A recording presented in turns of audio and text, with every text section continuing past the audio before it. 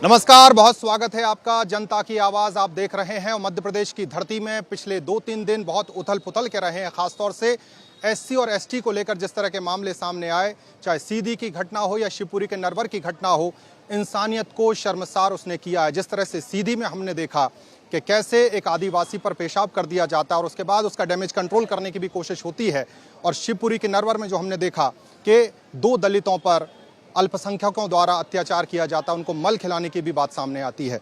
तो मध्य प्रदेश में जिस तरह से पिछले 2-3 दिन गुजरे हैं और आज मुख्यमंत्री शिवराज सिंह चौहान ने जैसे दशमत को अपने ऑफिस बुला लिया, सीएम हाउस बुला लिया और उसके बाद उसके पांव पखारे, एक तरह से जो उसके साथ अत्याचार हुआ उस पर मरहम लगाने की कोशिश की गई है। इसी मुद्दे पर आज हम चर्चा करेंगे, जनता की आवाज़ सुनेंगे, नुमाइंदों से बात करेंगे। बीजेपी और कांग्रेस से तमाम नुमाइंदे हमारे साथ हैं, साथ ही साथ आम जनता भी है।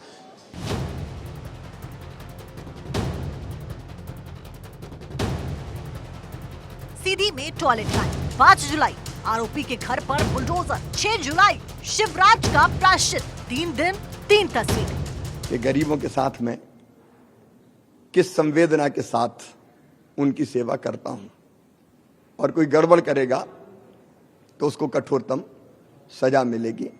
ऐसे लोगों को भी ये संदेश है। मध्य प्रदेश से बीते 3 दिनों में सामने आई इन 3 तस्वीरों ने साफ कर दिया है कि मध्य प्रदेश की धरती पर गुनहा और गुनाहगारों की कोई जरूरत नहीं है। 4 जुलाई को पूरे देश में मध्य प्रदेश के सीधी के टॉयलेट कांड की चर्चा थी। दिन बीता तो सियासत भी भरपूर हुई, लेकिन सीएम शिवराज ने तुरंत मोर्चा संभाला और उसी रात आरोपी को गिरफ्तार किया गया। शिवराज ने आरोपी पर एनएसए लगाने के निर्देश दिए। 5 जुलाई को आरोपी के अवैध निर्माण पर बुलडोजर चलाया गया। इस पर भी सीएम शिवराज नहीं थमे। अपनी माटी में आदिवासी के साथ हुए इस घिनौने कृत्य पर उन्होंने पश्चाताप करने की ठानी और गुरुवार सुबह पीड़ित को सीएम हाउस बुलाया।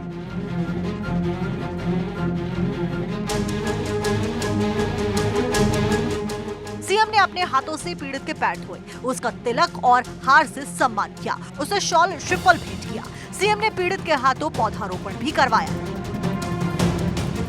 मैं अंतरात्मा से मानता हूं कि गरीबी हमारे लिए पूज्य है और उसका अपमान मतलब हम सबका अपमान है।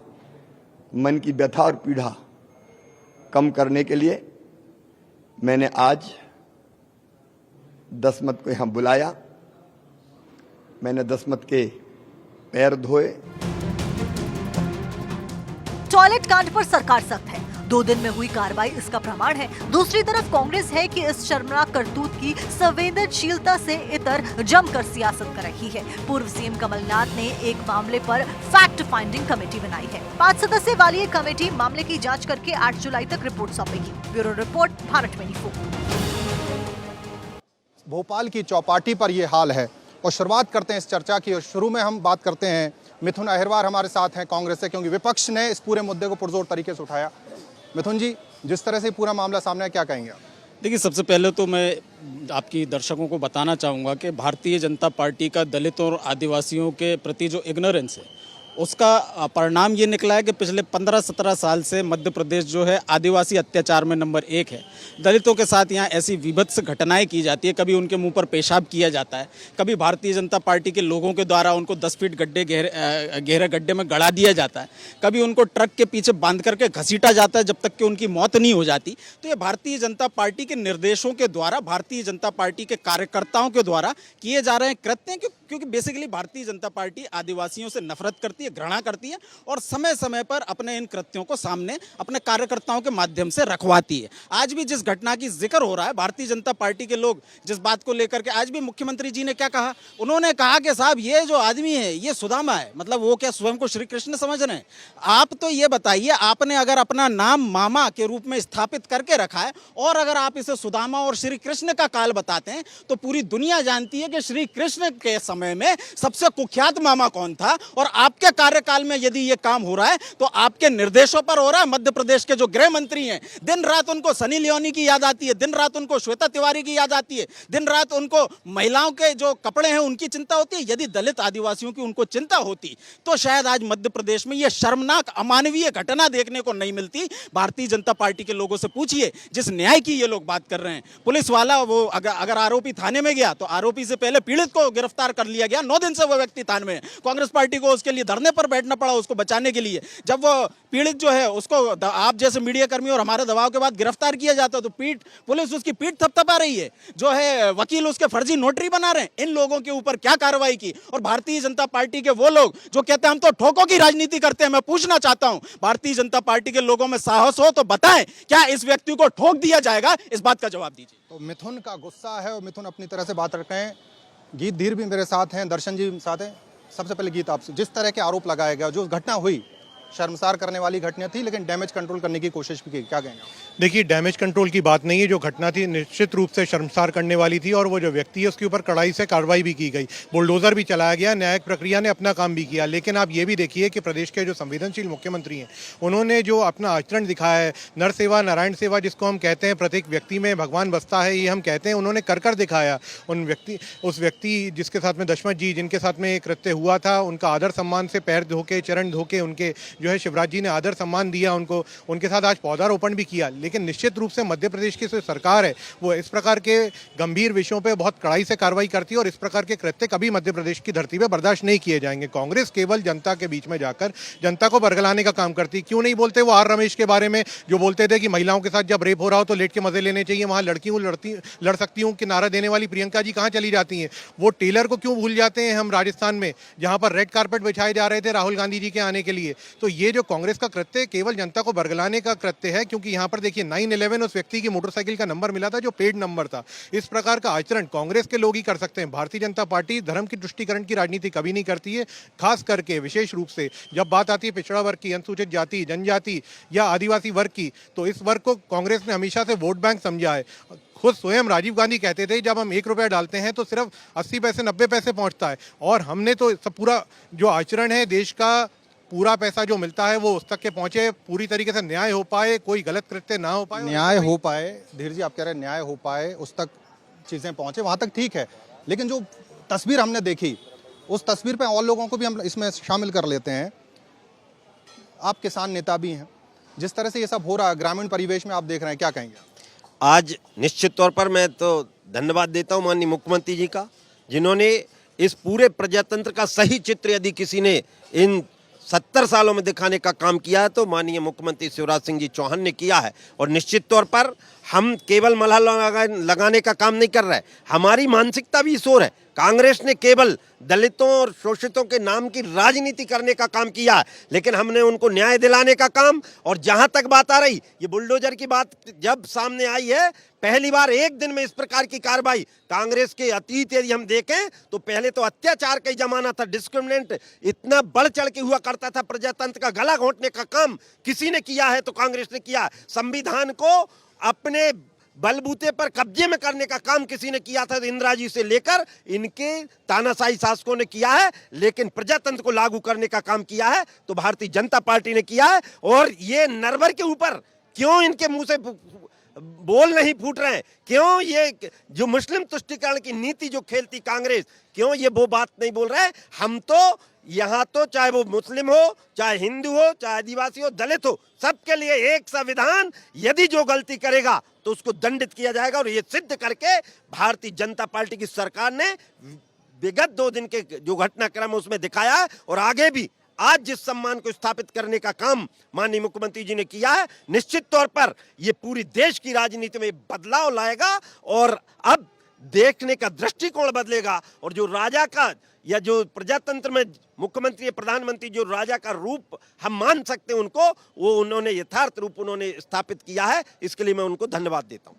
जो नरवर का जिक्र हो रहा है, जरा हम उसको घटना को भी बता दें कि शिवपुरी के नरवर में सीधी की घटना सबने देखी, जिस तरह से पेशाब किया गया आदिवासी पर। शिवपुरी के नरवर में 2 दलितों के खिलाफ अत्याचार हुआ और आरोप ये लगाए जा रहे हैं कि देखिए तुष्टीकरण की राजनीति कांग्रेस करती है। उस एपिसोड में मुस्लिम इन्वॉल्व थे, इसलिए नहीं बोल रहे हैं, क्या कहेंगे? देखिए, हाँ, ये जो घटना हुई है, ये घटना कब की है? और कांग्रेस पार्टी जो है वो हर मुद्दे को उठाती है, हर मुद्दे पे हम लोग बोलते हैं। ये इस मुद्दे को दबाने के लिए ये शिवपुरी के मुद्दे को हाईलाइट करना चाह रहे हैं। शिवराज जी ने जो कल पैर धोकर पिए हैं या जो भी किया है पिछले 18 साल में, ये पहली घटना नहीं है दलित के साथ, पिछले 18 साल में मामा जी का ये जो कृष्ण रूपी जो मामा जी हैं, ये इनका रूप पहले क्यों धारण नहीं किया इन्होंने, आज से पहले ऐसा क्यों नहीं किया है। और रही बुलडोज़र की जो गुणगान कर रहे हैं कि बुलडोज़र चलाया गया है, तो बुलडोज़र भी पूरा नाप तोल के चलाया गया है। उसके घर के आंगन के कुछ पेड़ तोड़े गए हैं, कुछ शेड वाला हिस्सा गिराया गया है और फ्रंट का थोड़ा सा एरिया गिराया गया है। और सब उसको वो तो बिल्कुल आश्वस्त है क्योंकि 50% कमीशन की ये सरकार है, उसको मालूम है कुछ दिन बाद मेरा जो आलीशान घर है वो वापस से वैसा बन आप लेकिन शिवपुरी पे बोलने से क्यों बच रहे हैं? मिथुन, मैं आपके पास ही आ जाता हूँ।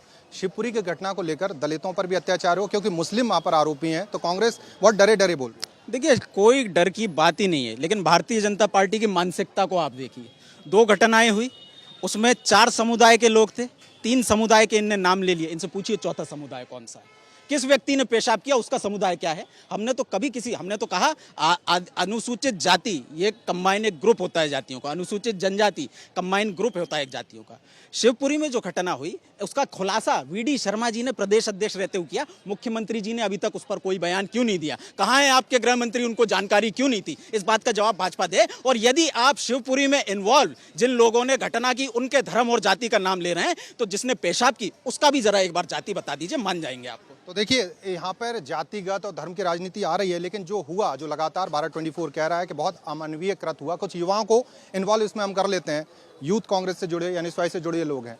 ये जो मुद्दे उठाए जा रहे हैं, क्योंकि आप पार्टी लाइन से तो जुड़े होंगे, लेकिन एक युवा के तौर पर क्या छवि गढ़ना चाहते हैं देश की हम? इस तरह की छवि, जिस तरह से पेशाब करती हुई तस्वीर है। देखिए, मध्य प्रदेश की बहुत दयनीय स्थिति है। पिछले 18 साल में जिस तरह से अपराध बढ़ रहे हैं, आदिवासी हो या अनुसूचित जनजाति के लोग हो, इनके ऊपर अपराध ये मध्य प्रदेश की भाजपा सरकार के राज में किए जा रहे हैं और यहाँ अपराधियों को संरक्षण दे रहे हैं। मध्य प्रदेश के गृह मंत्री, मुख्यमंत्री शिवराज सिंह संरक्षण दे रहे हैं अपराधियों के। इसलिए आज अपराधियों के हौसले बुलंद हैं कि वो भाजपा कार्यकर्ता और भाजपा के पदाधिकारी होते हुए ऐसी करतूतें करते हैं, ऐसी काली करतूतें करते हुए उनको शर्म नहीं आई किसी के ऊपर पेशाब कर देना। और ये भाजपा की संस्कृति बन गई है आज की, लोगों को दबाना, लोगों को डराना, लोगों को धमकाना। भाजपा के नेता गुंडागर्दी पर उतारू हो चुके हैं और यहाँ मध्य प्रदेश में जंगल राज चला रहे हैं शिवराज जी। पूरे मध्य प्रदेश में दलितों और निम्न वर्ग के लोगों पर 2 घटनाओं से आप पूरे प्रदेश को कैसे नाप रहे हैं? और शिवम के पास हम जाएंगे, वो उसी एरिया से बिलोंग भी करते हैं। ये घटना जो हुई, प्रवेश शुक्ला उसमें इन्वॉल्व पाया गया, बुलडोजर चला, और कांग्रेस का आरोप है कि देखिए बुलडोजर की कार्रवाई भी चुनिंदा जगह पे हुई,